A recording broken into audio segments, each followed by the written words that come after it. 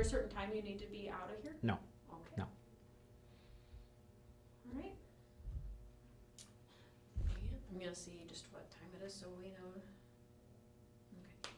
Okay.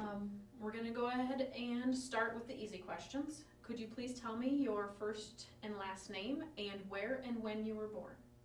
Okay, my first name is Richard. Everybody calls me Rich. Husman, Husman, and I was born in December 23rd of 1948. Okay. And where was that? Sioux City. Sioux City. Born and raised. So what was it like growing up in Sioux City in the 50s? Really grew up in a small town north of Sioux City, about 18 miles north by a town called Merrill. And it was fun. It was like Little Rascals. You go skinny dipping in the Floyd River. You don't do that now, but you go skinny dipping in the Floyd River and have your tree houses in a small town like Mayberry. Mm-hmm. That's what it was like in the 50s.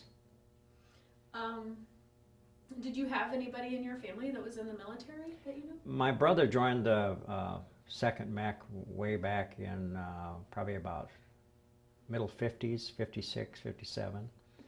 And he eventually became full-time in the Guard, Army Guard.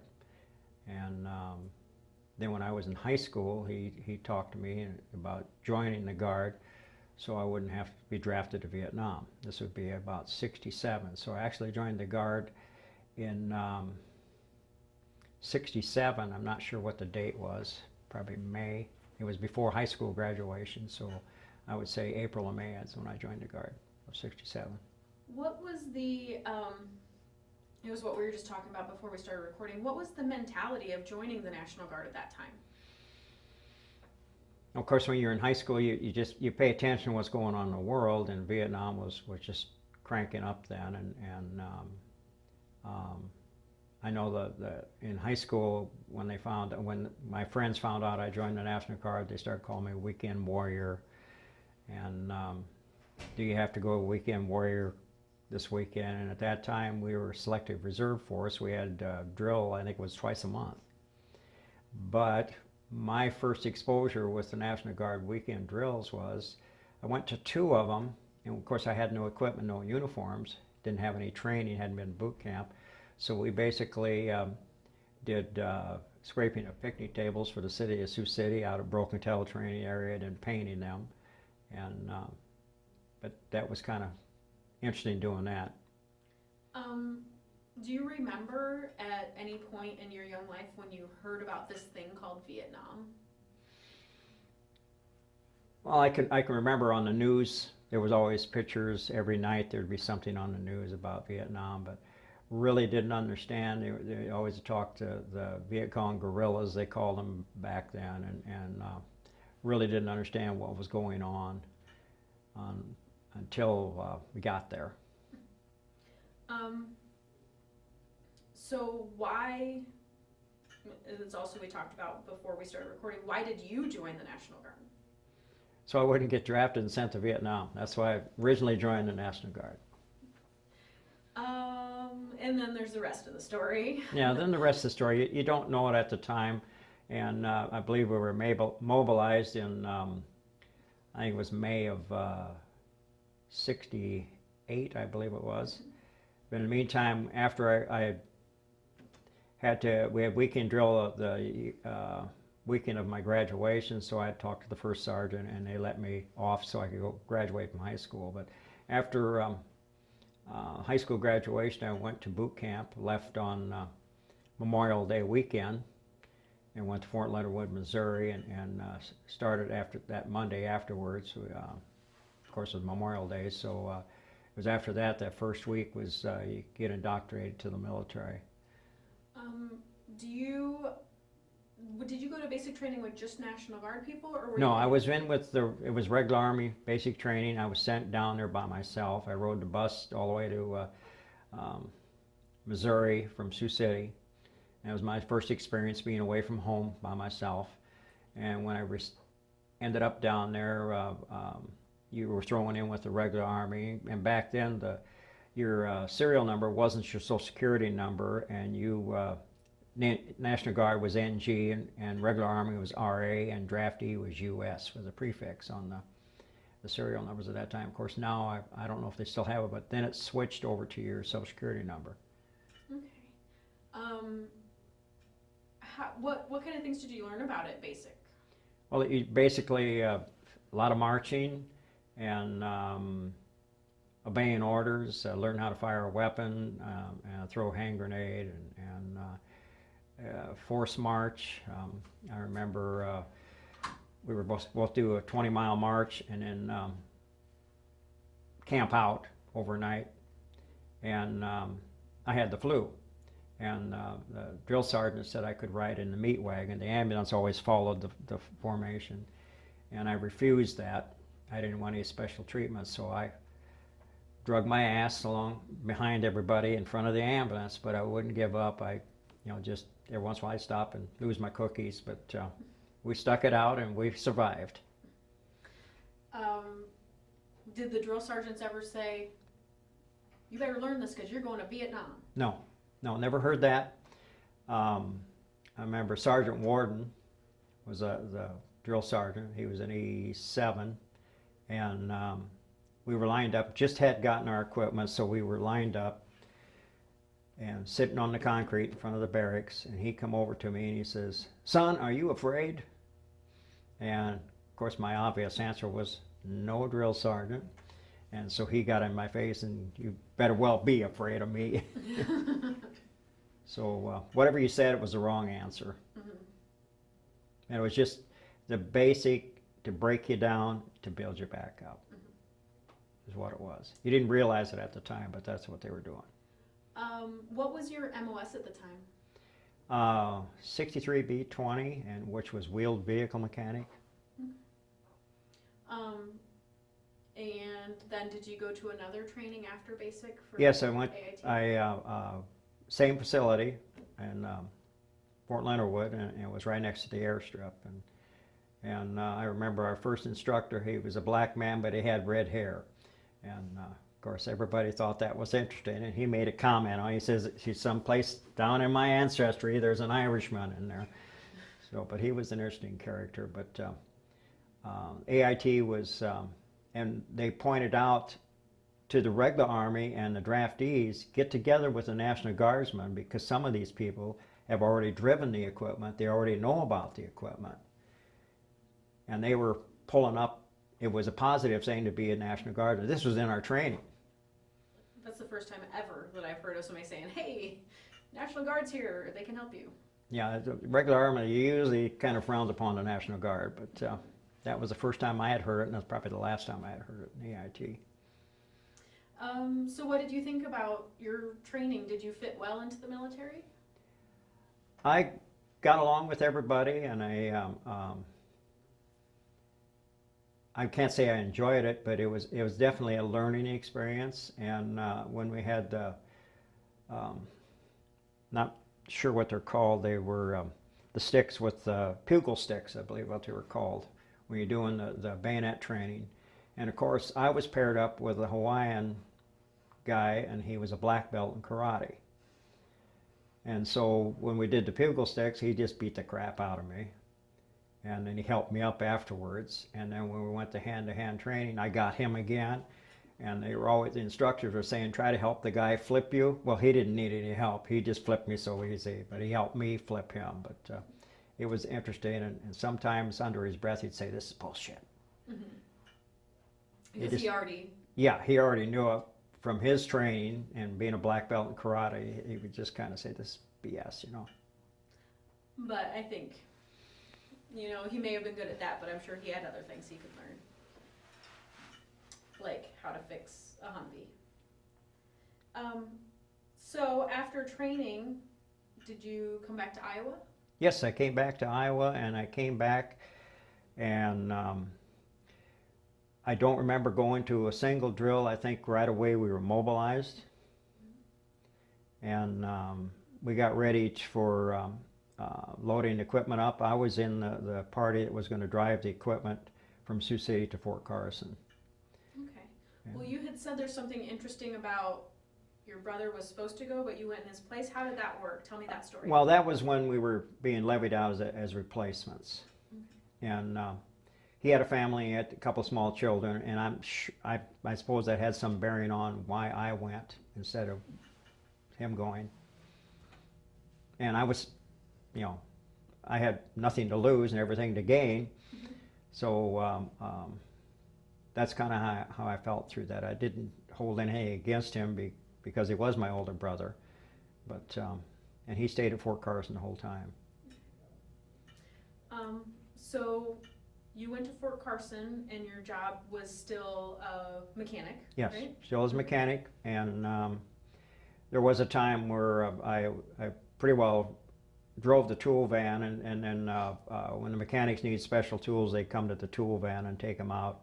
So when we were out in the field, Camp Red Devil, they always came to the tool van, and there was a landline there, and always kept in contact through that. But basically, I stayed in the tool van, and then there was a short time where I was able to, I was picked to drive for Colonel or Major Lally at that time, Okay. and that was a very unique experience. I got to know the officers a little bit better, that they weren't, how do I want to say, you got to see their human side.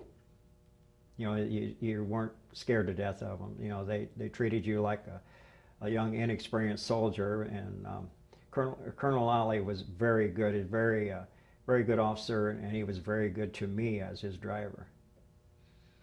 Bless you. Oh, thank you. Sorry about that. So what were your, I mean, we all know what a driver's job is, but what was your job for Colonel Lally? To stay with the quarter-ton Jeep, and if he was called on the radio, to answer the radio, and I don't remember what the call signs were for the driver, but I know it was Foaming Cipher 2-3 or something like that. And I had an interesting experience here just recently with that. I'm the mayor of a small town in Iowa, and we had a pre-construction meeting last year, and one of the contractors that showed up, and I don't remember his name right now, but I recognized the voice. And I thought, I know this man from someplace. So after the pre-construction meeting, we started talking to each other, and he said, were you ever in the military? And he said back to me, I said, yes, and he goes, Foaming Cipher 2-3 to 2-4. I knew it then. Here he was one of the other drivers for one of the battalion commanders, and I hadn't seen him in 50 years, but I recognized his voice, and just by him saying that, I knew who he was. And this was just a year ago. Wow. But I can't remember his name right now. It's a small world. Yeah, it is a small world. And I have run into a few other guys that were in the second mech that I pointed out, come down to the coffee that they have in South Sioux. So at Fort Carson, was that your primary job, was to be the driver? I was his driver, I think, for 2 or 3 weeks when his primary driver was on leave. Oh, okay. And the rest of the time I drove truck when I was assigned to drive a 2.5 or a 5-ton truck. And of course you had the regular training. If you,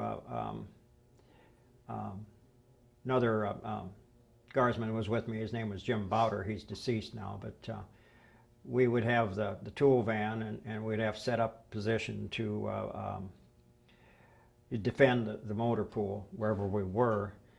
And there was, I don't know if you want any stories in here. Oh, sure. I'm Okay, always well, happy there to was hear this stories. one night we were on guard, and we had the M60 set up, and of course you have blanks, and it was pretty bright out at night. I don't know if it was a full moon or not, but it was pretty light out at night. It was late at night, probably 2 in the morning, and we're sitting at this fighting position, and it's kind of a stone wall along this trail, and game had been walking along or following the stone wall, and the wall was probably 3 foot high. Someone in the past had built this wall out of stone, and we saw something moving to our right, and we happened to look down there, and here comes a skunk.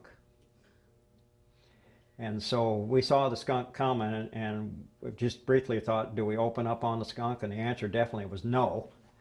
And so we evacuated ourselves to the cab of the 5-ton until the skunk had passed. And so the skunk took our fighting position over without firing a shot.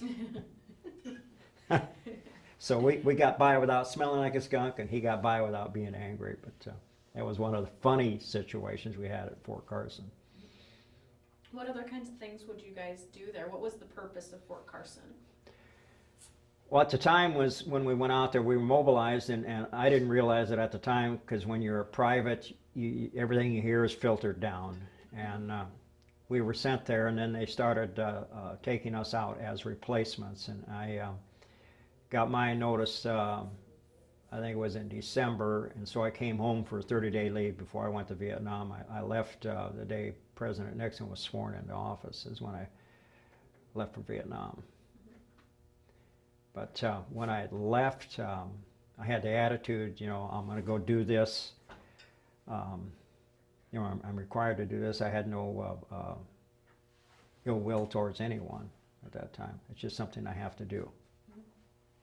And I was 20 at the time. Do you think it was just because you were so young you didn't know any better? I think that probably was some of it, but there was also, a feeling of service.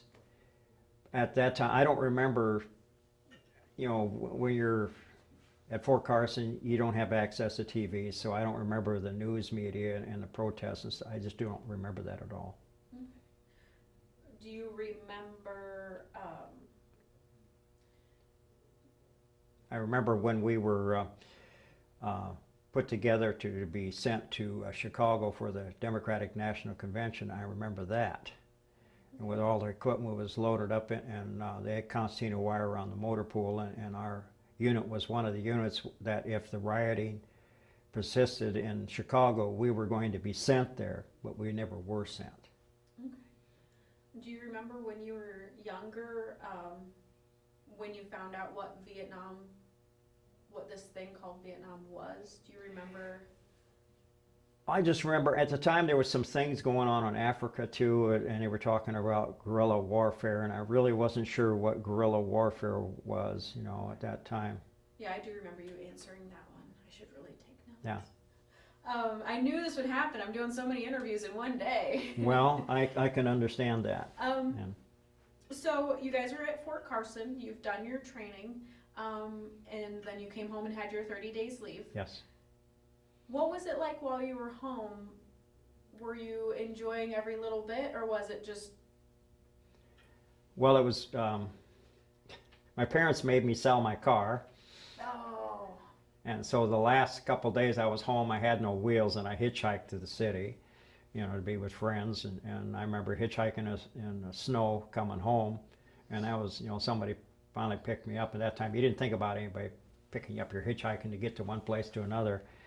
And fortunately, the people that picked me up were, why are you walking? And you tell them, hey, I'm going to Vietnam in a week. So, but it was interesting. We at that time in South Dakota, I'm 20, and so you can't legally have alcohol in Iowa. Well, South Dakota, I think it was 19. So you used to go to North Sioux all the time to do your drinking of beer or whatever. And of course in the Army, when you got to Vietnam, if you weren't 21, you get an allotment of beer every month, but you could have no hard liquor.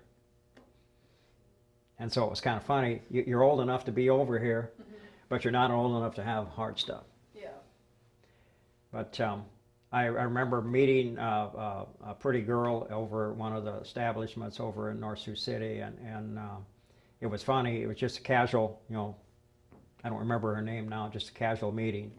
And when I flew out to Oakland to be shipped over to Vietnam, her and her parents were on the same flight. And so, I wore my Class A greens out there. That's what I was supposed to wear. And, she says, well, good luck, so forth. Well, after I got back, a year later, I happened to bump into the same girl at the same bar. And she gave me a big hug and a kiss on the cheek, and glad you made it back. And that was the last time I ever saw her, so. A year later. I was hoping you were going to say, and she became my wife. No, not really.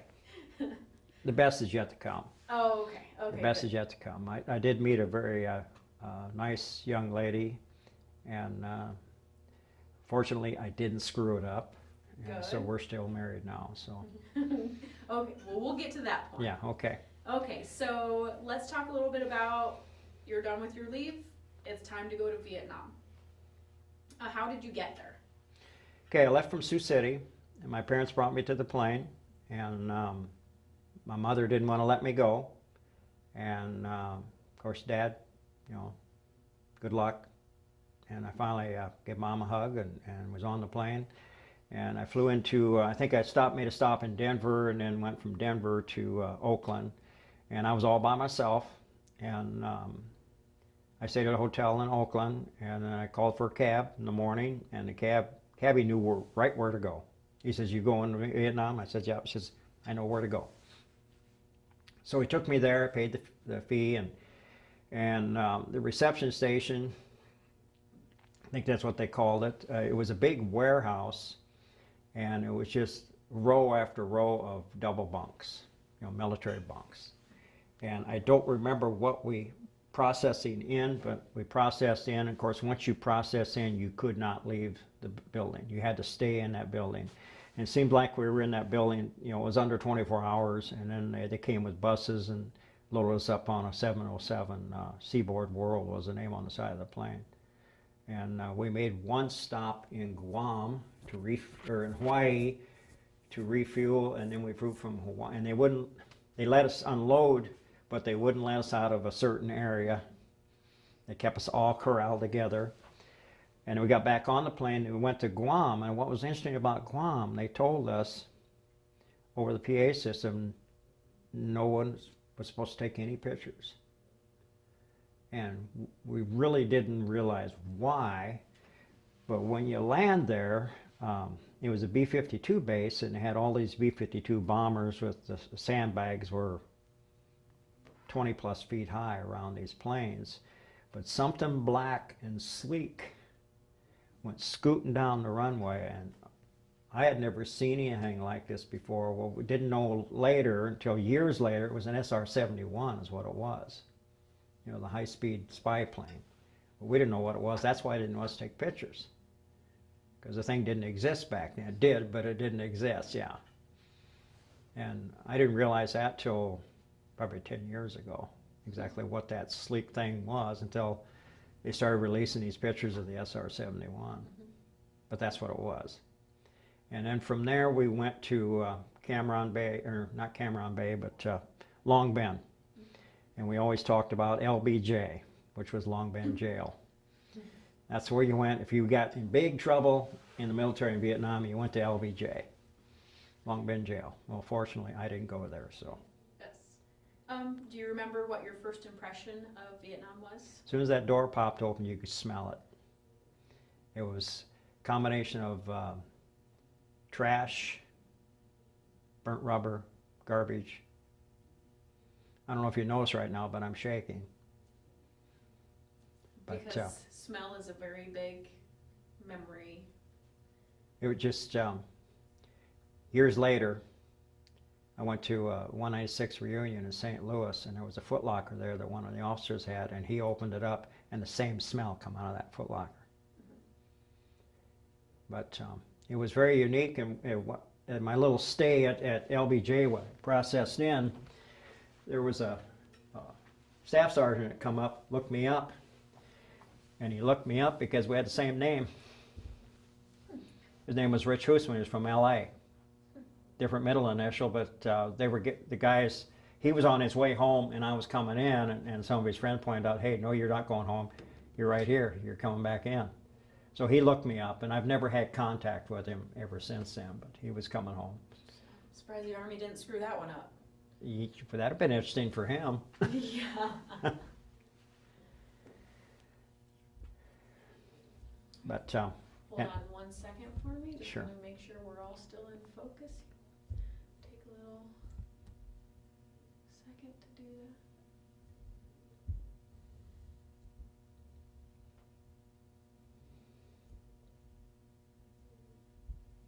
that. Okay. So once you arrived in country, were you sent to your duty station right away? I was sent to I think I was only in LBJ like 24 hours, and then I was sent by C-130 up to Chu Lai, which was the reception station for the Marical Division, which was at that time the largest division in the Army. And the patch for that is, they always say under the Southern Cross. It's a blue patch with 4 stars on it, you know, Southern Cross. And we spent, I think it was 5 days at Chu Lai, which they familiarize you with this,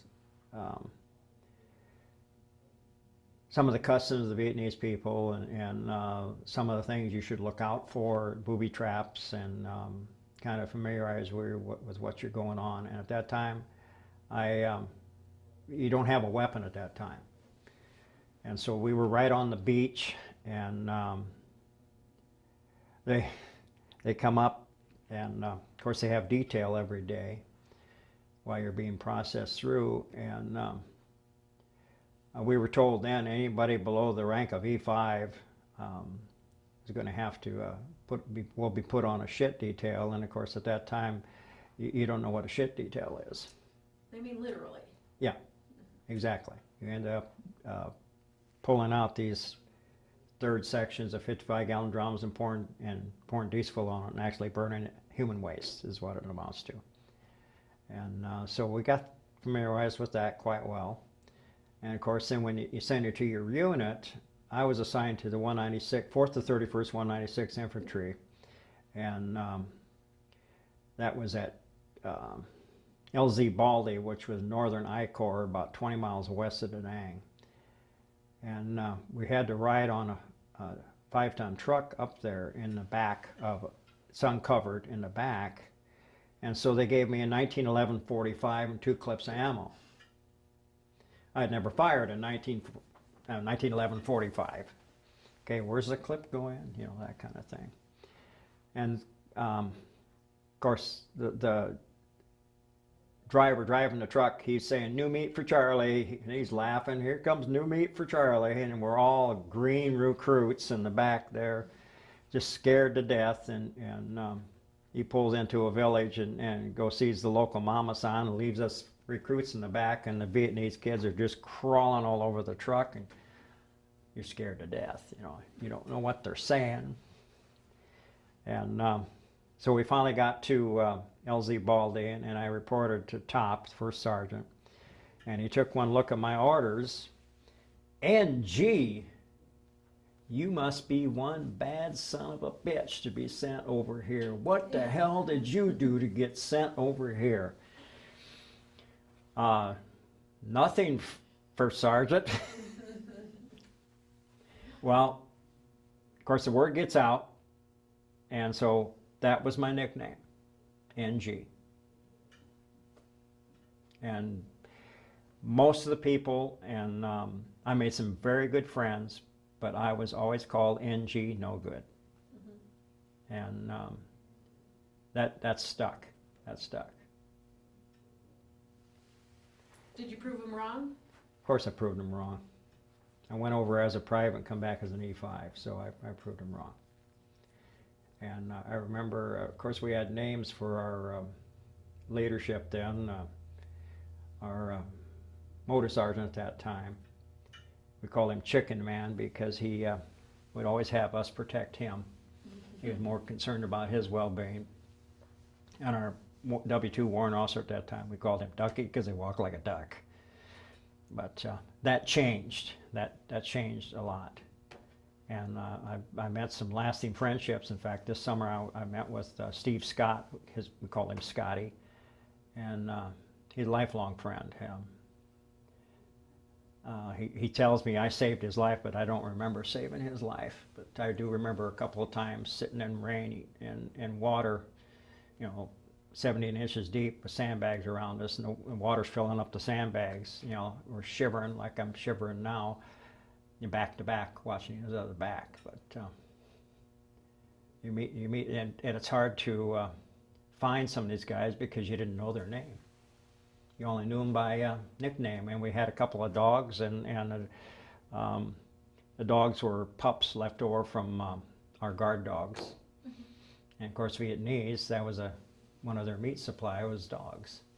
we kept these 2 dogs on base, but one was Band-Aid and the other one was Fuck Butt, so. Oh no. That's an unfortunate name. You thought NG was bad.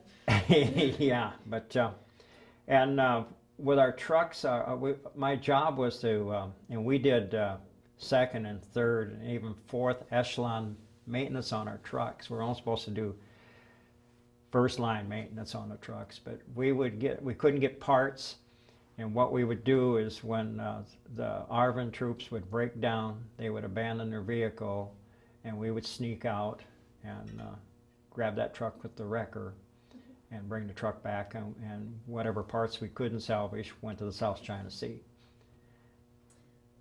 I've heard a lot of these stories about being able to piece vehicles together. Oh yeah. What do you attribute that knowledge of knowing how to do that to? How did you learn that? Well, you made do. Mm-hmm. Well, where did that come? I'm looking for being from Iowa and being from. That went back to that. My parents weren't poor, but they weren't well off. I remember when I was a teenager that they would, before I got a job to work in a grocery store, that they would give me $5, and of course $5 back in the 50s was a lot of money to them. And you know, if you had a leaky radiator hose and you didn't have the money to replace it, you wrapped it in electrical tape. Mm-hmm. You know, get by with that. And if you're in a combat situation, if your truck breaks down, you may do to get out of wherever you were to get it back. And there was a lot of little things like that we had, for instance, in the cab of the truck, we had sandbags on the floor. And that would slow down whatever was underneath you would explode. That would slow it down. Sometimes we call it pucker power. But there was a couple times where I got to fly in the bay of a Huey. And of course, there's no seat belt. And you have bandoliers. I had 2 bandoliers around my chest with magazines in it, and I had a 16. And you carried extra ammo and magazines. And I had an ammo can that I took with me. And you sit in the bay of that Huey, and they'd fly out either at a higher altitude or they'd fly out over the ocean, so you wouldn't get ground fire. And I remember one of the first times I flew in there, they did a tight bank turn, and you're looking straight out and you're looking at the water, and it's just a centrifugal force holding you inside of the helicopter when you're doing that bank turn. Mm-hmm. But and we flew down to Duckfo to get some vehicle parts or vehicles or something, and when we got there was no vehicles, no parts, so it was a trip for nothing. But I didn't get to travel around a lot in country. I was basic on LZ Baldy and LZ West. It was 2 fire support bases, and a couple other guardsmen were on the same base, but in an artillery unit we had 105s on our base, and they were in the maintenance section of one of those artillery batteries, and that would be George Linsick and David Leffler, and David Leffler's pictures over on the wall over there. And I do remember May 12th, the early morning when Dave was killed. I was assigned to be on a bunker guard on bunker 13, and there was a guy he was a PLL clerk, or was a parts clerk in the office, and he was kind of a gun-ho guy, always going to do this and do that, you know, to the Viet Cong or whatever, always talked about it. And the engineers had just completed 2 bunkers out of plywood, and the walls are 3 foot thick, and they put gravel and rock and whatever concrete in those walls. But it was common knowledge then is that if you're on perimeter guard, you stand guard either on top or behind, because RPGs would penetrate and then explode inside. Anyway, I offered a guy money to trade places because the fighting position I was going to be on was a pile of sandbags, rotting sandbags. And I didn't consider that to be as safe as a brand new bunker. Well, it was May 12th, Mother's Day. Early in the morning, about 3 in the morning, there was 4 of us on per bunker, and one of the guys poked me. Did you hear that? And out in the distance in the wire, we could hear in English, "Hey GI, you awake? Hey GI, you awake?"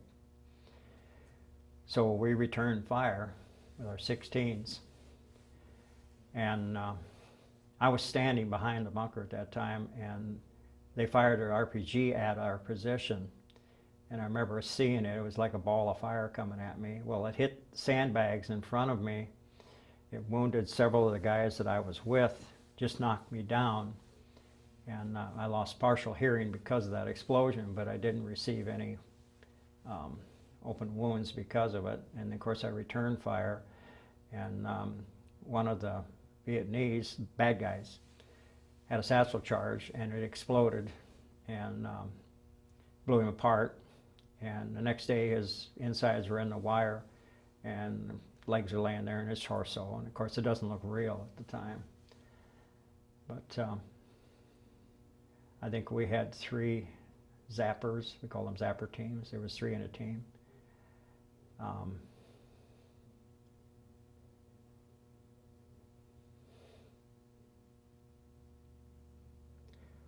Whoa. It's okay. You want to take a break for a minute? I'm all right. Okay.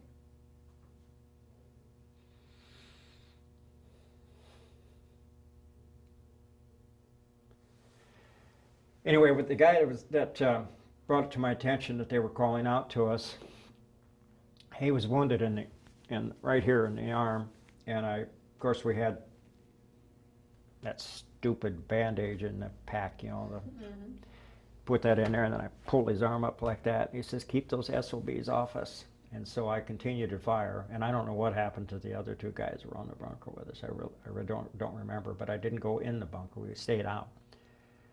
And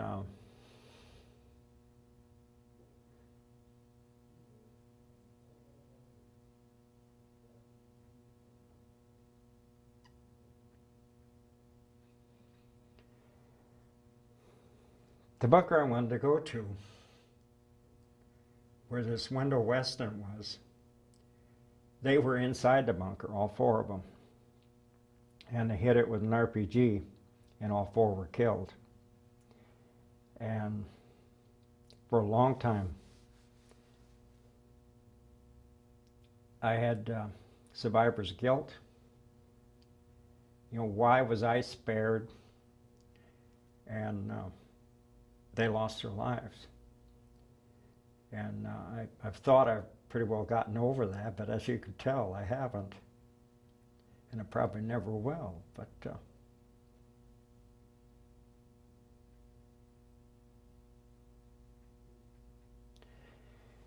anyway, I always thought about, he was from back east Connecticut, I think, and always thought about going to see his parents. He was 21. In fact, it was his birthday. And I finally decided, no, I'm not going to do that. No, that's not the thing to do. And so I kind of left it at that. And the first time I went to the Vietnam Wall, my son was at the Naval Academy, and he went with me. And I wouldn't let them come with me the first time. I had them wait at the end of one of the wings of the wall, and I went there. And I did openly, I was knelt down in front of his name, and I was openly sobbing like a baby. And I felt these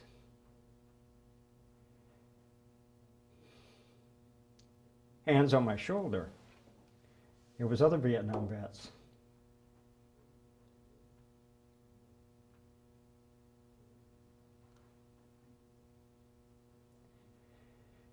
Anyway, we had a memorial service the next day, and that's when I heard that David Leffler had been killed in the same attack, and he was killed by shrapnel wounds. And the night before all this happened, I went to Dave's outfit, and I talked to George Linsick, and I went to Dave's hooch. Well, Dave was sleeping because we had a series of probing attacks by the North Vietnamese zappers all that week, and so he was sleeping. And I didn't wake him. I wished I had, but you don't realize it at the time. And so the next day after this attack, or next 2 days after that, the next day we had a memorial service, or it was the next 2 days for the guys that we had lost on our line. And I think we lost like 7 guys on our perimeter. But I just, the figure, just the Viet Cong or North Vietnamese dead was much higher than what we had lost, and that's no consequence there, because you know, the ones the next day when you're walking around and you're looking down, and one of the zappers was still alive, and our first sergeant knew Vietnamese. He tried to talk to him. The guy didn't respond, and he finally died. But the one I shot, it just blew him apart, and it just didn't look real. The only thing I recovered from that day was a propaganda pamphlet that one of them had on him. It was written in English about they had destroyed so many tanks for the Americans and different stuff like that, but there's still no consequence. I could remember when it was still, after all these explosions went off, and I couldn't hear. I was in a fighting position, and of course you got your steel pot on with the liner on and insect repellent and the band and stuff like that, and occasional random firing, and our gunships were Huey gunships, and they had the Pegasus mobile flying horse on the side with the wings, and the door gunners, they're nuts, or they were nuts, but you'd see them with that 60, and they'd have their feet against the fuselage of the aircraft, and they're shooting. Now you see the green tracers coming up at the lead helicopter. Well, here comes the second helicopter, and zeroes in on the green tracers are coming up. And behind us, a 113 personnel carrier came up, and I don't know what unit they were with. They came up behind us and took the place alongside of Bunker 14, which was the one that Wendell was killed on. And then our meat wagon, it was a quarter-ton Jeep with a big red star on it, went by us, and the bodies of them were in the back on the stretchers. Of course, you don't know at that time that they were dead. But the medic come up behind me, and he was yelling at me. I couldn't hear him. So he, on top of my helmet, I turned around. I could see his mouth moving, but I couldn't hear him because of the explosion. In fact, I still have them ringing in my ears now, and I do have hearing aids, but I forgot to put them in today. So, but I met with George, that was Dave's friend, George Lensick, just once. A couple days after that, he was getting together Dave Leffler's personal effects to be sent home, and I believe George came back with the body at that time. And I was going to see George, but he passed away last year. I hadn't seen him since Vietnam, and I was always afraid to look him up. And now I wish I had. But and there was other instances where I was involved in firefights, but this is probably the one where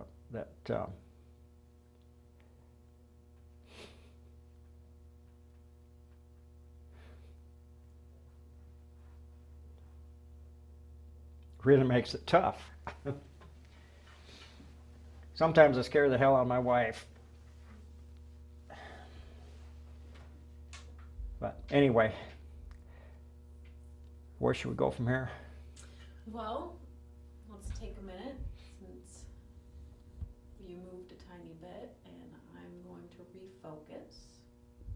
Give you a second. There we go. That's a great thing about running the video camera. I can say, oh yeah, I gotta do something over here. No, really, I'm working on the camera. But, so let's talk a little bit just about your daily routine. We'll go pretty middle, okay? Okay, sure. Let's talk about things like the food, what you did in a day at work. What was your life like? Okay, we can go there, and there's a lot of fun involved there too, so. Okay, I appreciate that. Mm-hmm. Did you get real food or sea rations? Sea rations. We, our battalion commander, Major Lee was his name, And he was a very big stickler about making sure that the troops in the field got one hot meal a day. And so, sure, we were on a fire support base, and our mess hall was probably 50 meters away from us.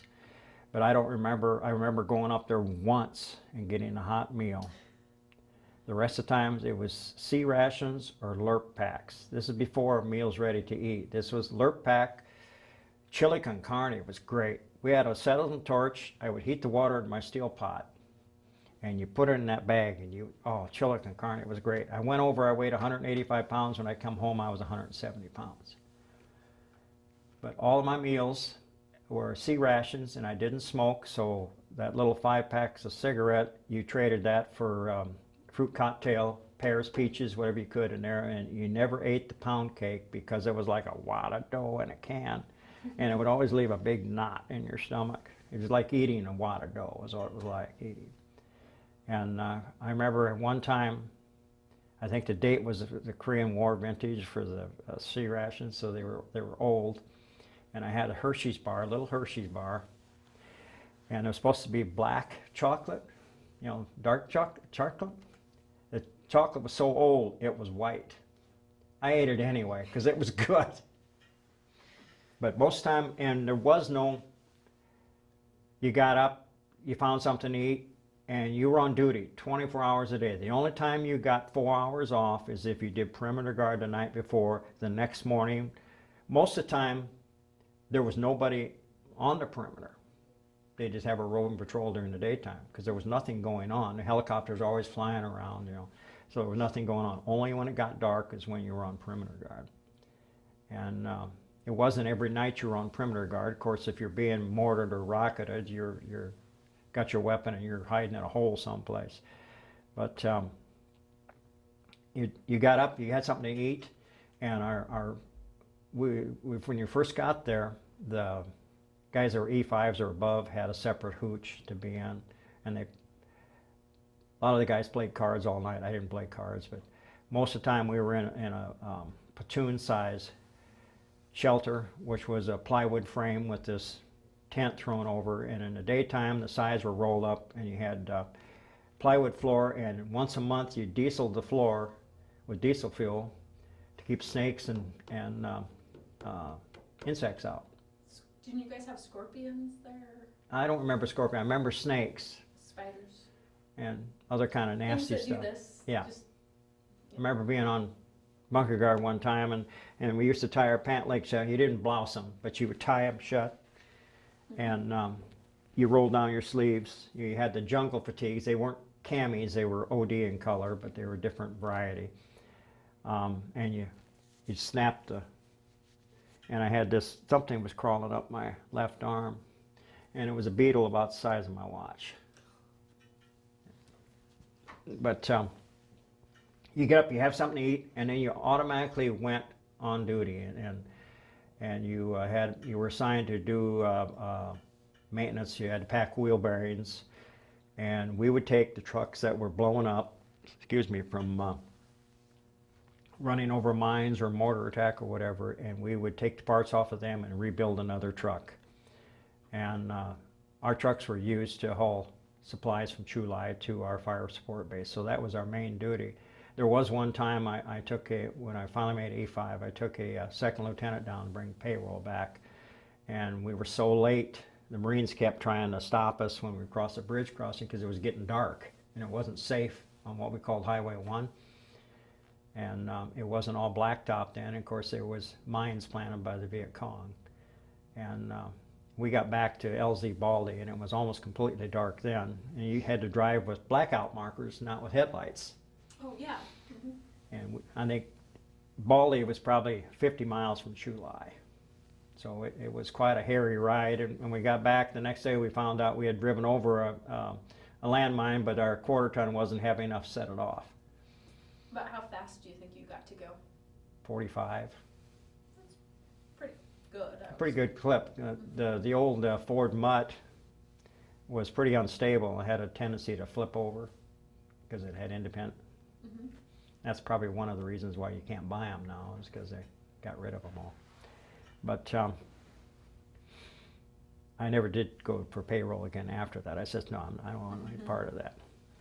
But, and our day would consist of, we would have a truck driver assigned, and he would go to the main gate and bring in Vietnamese to do our laundry. And our laundry, the way our laundry was done, is we took a 55-gallon drum and cut it in half lengthways and welded legs on it, and the local Vietnamese girl would wash our clothes with a bar of soap. In that, she would hang them out to dry, and they would be neatly folded for you at the end of the day. She did this to whoever had clothes to be washed. And I don't remember how long I ever went without having a shower, but I know it was more than a week. We finally built our own shower, and we got an immersion burner, and we had two 55-gallon drums, and we would fill them with water, and then we would have a hot for one side, and we had our own makeshift shower. So we would get a shower every day, and we had one guy we called Dirty Buddy because he never liked to take showers, so until we finally got him with some GI brushes and some soap, and he really got red after we got him clean because he stunk so bad. Who made this shower contraption? Again, we had a acetylene torch, so it was, we didn't have an electric welding torch, but we made that ourselves. So one of the mechanics had put it together, and someplace we picked up a faucet and a galvanized pipe to get it all put together, and then we made it ourselves. Acquired items? Yeah. And there was trading between branches of service for different items. If somebody had a bottle of whiskey or something, you could trade for a part, and there was that going on.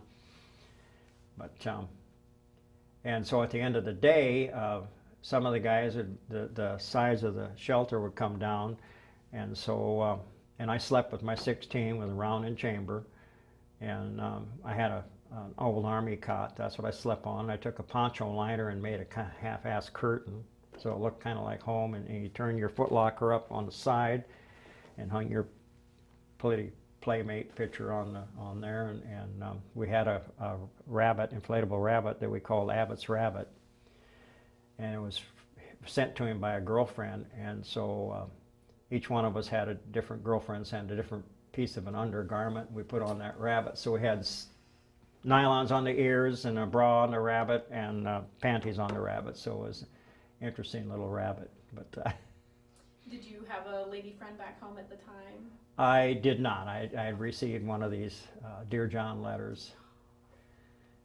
and so I was free.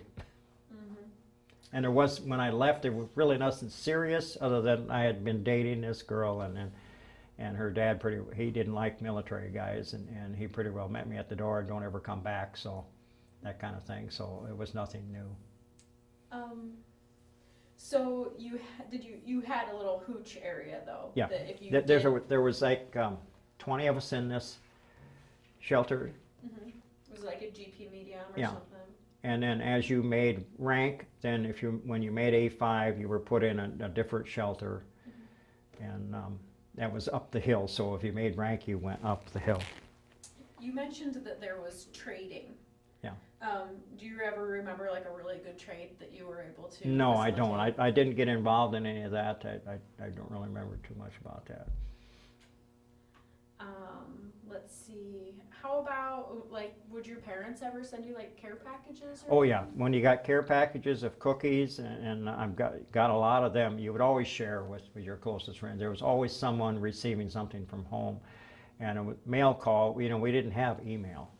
We didn't have that. You didn't have cell phones. I tried to call home once with a Mars call, which was through, and of course I never did make that.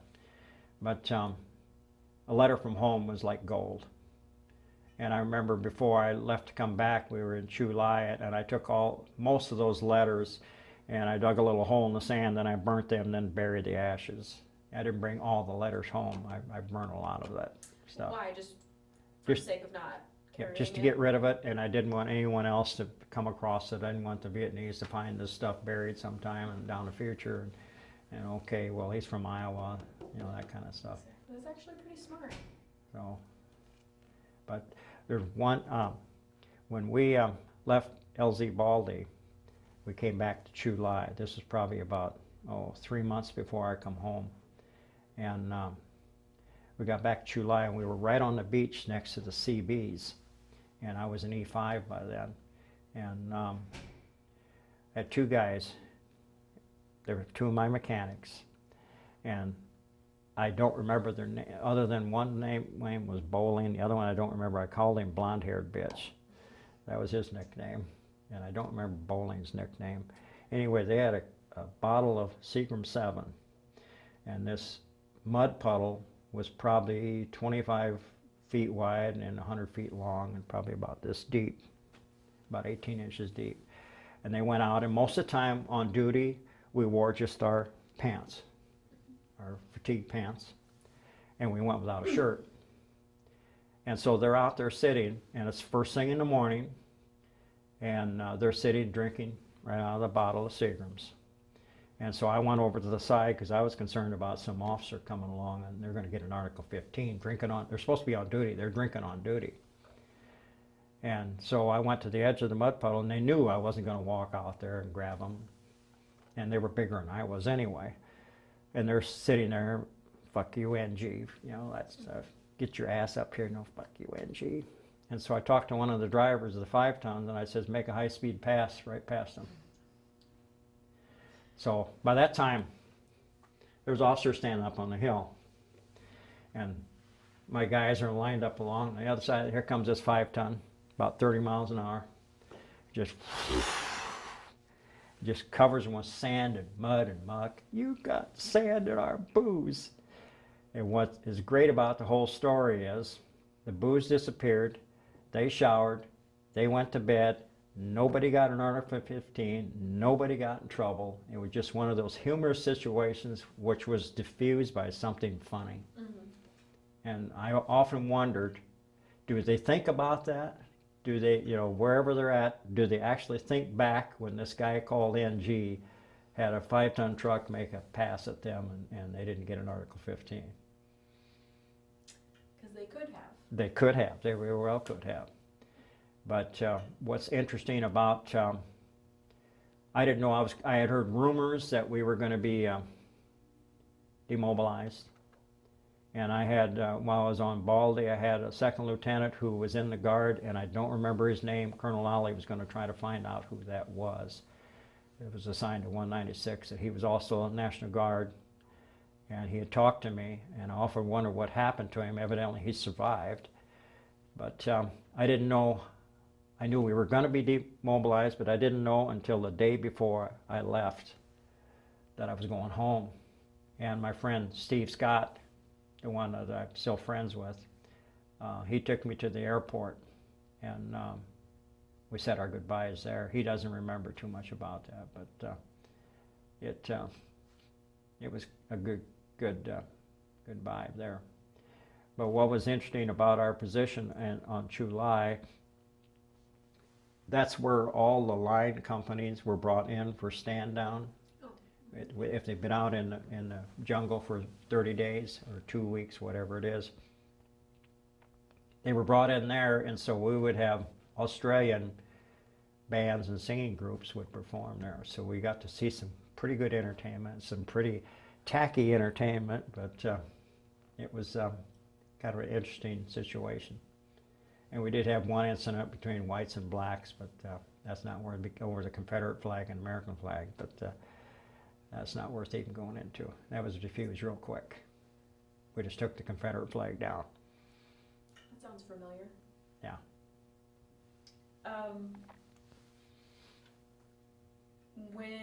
When the infantry guys would come in, would you ever see them and go, I'm glad I'm not that guy? Oh, yes, yes. I remember on Baldy, I had to get a truck driver, and you'd always ask, what do you need a truck for? We got to take some body bags down the S4 pad. We lost some guys out in the field. And that was pretty sobering, where you have to have someone, you go down and pick up body bags and take them out to the field. You meet the helicopter and they would take them out to pick up casualties, or the KIA. And so I was I scared? Of course I was scared. And I've been asked by other veterans who have not been in combat, how did you know what to do? And what I can say is the training comes back. The training you had in boot camp and the training that I had at Fort Carson, that comes back. And you don't know until it happens what you're going to do, but it's kind of a situation. The first thing was said to me, and gee, you didn't run. Well, were they expecting National Guard to pick up and run? No, we're not running. And that was a couple of things that were said to me when we were over there. You didn't run. You stood your ground. And I never even thought about running. You just relied on that training. And I have a recurring nightmare when I do have nightmares that come up. And it's having a recruit that doesn't know how to load ammo in a magazine. That's one of the recurring dreams I have, because we had replacements come in and didn't know how to. And how did you get through boot camp? Yeah. Well, they loaded it for you and they just gave you the full. Yeah, that's probably correct in that assumption. But I probably had it better than most since I was on a fire support base, and sometimes that bothers me. But I was fortunate enough, I was smart enough to go to the VA and get counseling, and it has helped. You know, it has really made a difference. You've mentioned a couple times, not just yourself, but other people, you're like, I'm sure it happened, but I don't rightly remember. I'll rephrase that. When you're like, I'm sure, I know that this thing happened, but I don't remember it actually happening. Like you said that your friend had told you that you saved his life, and you're like, I don't really remember that happening. Do you think it's just lost in your memory? Do you think, I don't want to remember this? I think you're probably hitting it right on the head.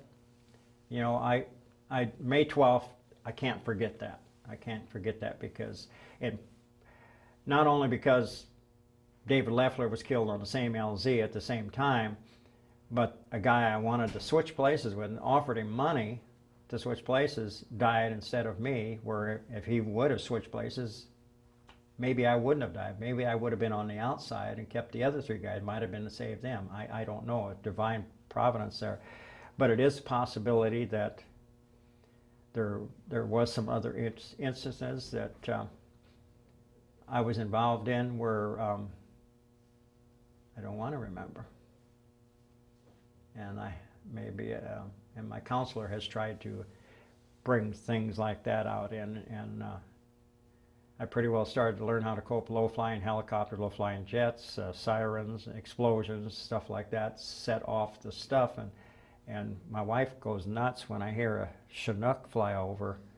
Chinook's a twin-rotor aircraft, and you don't see very many of them around Merrill or Sioux City. Well, a few years ago when the Missouri River was flooding, they had them here hauling these big sandbags. And I was in the shower, and I come out of the shower and run out in our backyard with just a towel wrapped around me because I heard a Chinook, and sure enough, Chinook flies over. She says, "You're going to scare the hell out of our neighbors."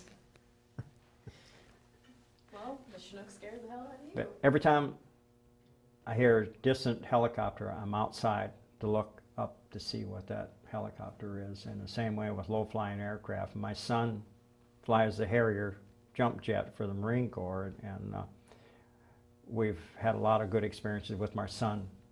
I've never flown with him, but we've had special seating when the Blue Angels come to Sioux Falls, and we've got to meet some of the pilots and some of his friends.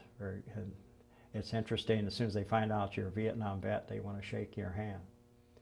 And it's very different now than what it was when I came home. You took that uniform off, and you kept it off. My wife says, "Why didn't you get married in a uniform?" And I says, "It was not a good time."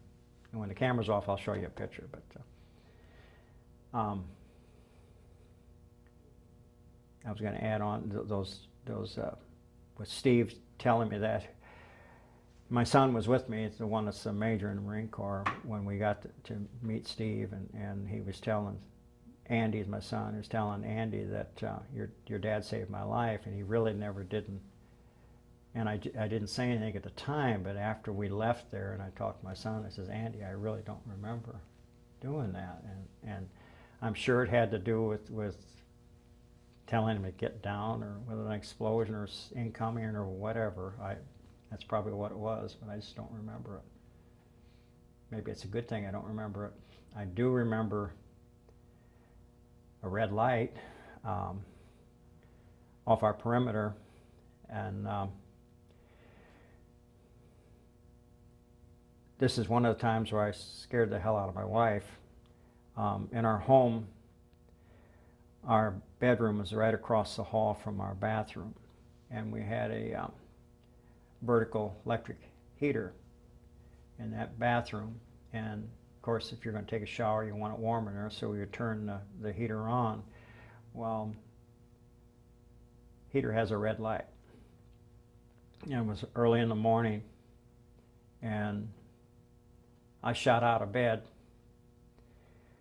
and I was in the bathroom, and I was throwing clothes out of the hamper and out of the clothes basket, and I was speaking Vietnamese. And all of a sudden, my wife was yelling at me, "What's wrong? What's wrong?" What I was doing, I was looking for my weapon. And this red light had occurred back in Vietnam when we were on the perimeter.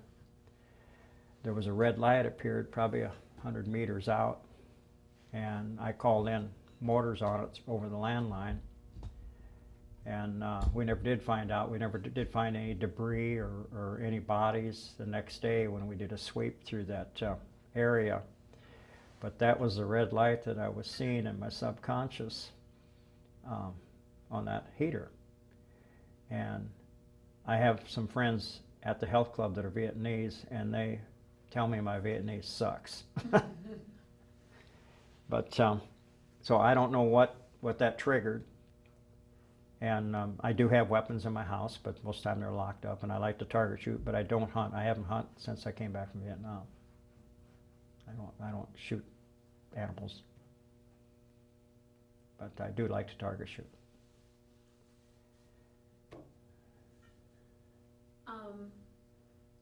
Tell me a little bit about coming home. The best part. Oh boy, best part. Of course, everybody when they're over there, what are you going to do when you get home? Well, the first thing I want to do, I want to buy a new car. Everybody wants to buy a new car, and my dad sent me a brochure on Mustangs, and I like Mustangs.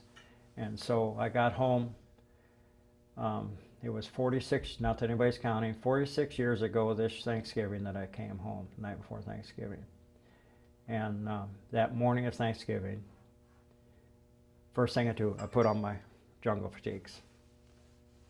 And it's Thanksgiving morning, Mom's getting things ready, and they have on the picture window, they picked me up the night before in Sioux City.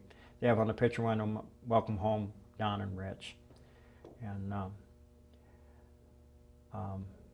that morning I talked my dad into taking me up to the Ford dealer. He says, "Well, they're not open. We'll go look on Friday for cars." And I says, "I just want to go up and look in the showroom." Well, there's this white Mustang sitting there, 70 Mach 1 Mustang. And Dad wants me to buy a bigger car, so we looked at that. And then on a Friday, we looked at a GTO, we looked at a Roadrunner, and we looked at the Mustang. We ended up buying the Mustang. And of course, I have no girlfriend. And the girlfriend I had gotten a Dear John letter from, she had married somebody else, which was okay. And I dated a couple times, and I finally found my wife. It's interesting. She thought I was engaged to the girl I was with, and the girl I was with was a cousin. And so we met over in North Sioux, and she was dating a friend of mine, and there was nothing serious there. So of course, we started dating, and things just went. By August, this was in January. By August, we were married. But it was to get home, and I went to the local Ford dealer, and he says, "You're just back from Nam?" And I says, "Yeah." And he says, "What have you done?" And I says, "Well, I did this and this and this and this." And he says, "I've got a van over here It's got the engine laying out. If you can put it together and drive it out of here by Friday, you're hired. I did it. Did it in 4 days. And so I got hired. So I worked there 3 years till I went to work for the highway department. But the support that I've gotten from my parents never asked me. They're both gone. They've never asked me a single question about Vietnam. And my sister last week asked me the first question. And I just told her just a few things. But, and my wife has asked me a few things. And my Vietnamese friends, one was a major in the police force in Saigon, and he's here in town. He got repatriated after Saigon was overrun by the communists, and he said that was a bunch of BS, but he still has family back there. And he wanted to take me back to Vietnam. I said, absolutely not. I want to go there. But anyway, it was, I got involved with the American Legion. I didn't do anything for 5 years. I've been commander several times since then, and we put together a very nice Veterans Memorial in our community. And like I said before, dealing with veterans, they're brothers and sisters, and you know, we don't honor them enough. And because I remember what it was like when I first came home. But it was fun to be home, but yet my thoughts were always back in country. And I went to one Vietnam reunion, 196. It was in the 70s. It was down in St. Louis. And I really had a problem going there. I was really, really upset. And I met the battalion sergeant, the MASH unit for the 196. And he took me aside and he read me the riot act. He said, you were there. Just because you weren't out walking through the boondocks, you were there. You got shot at. You got blown up. You were there, and I'm glad I didn't see you on my table.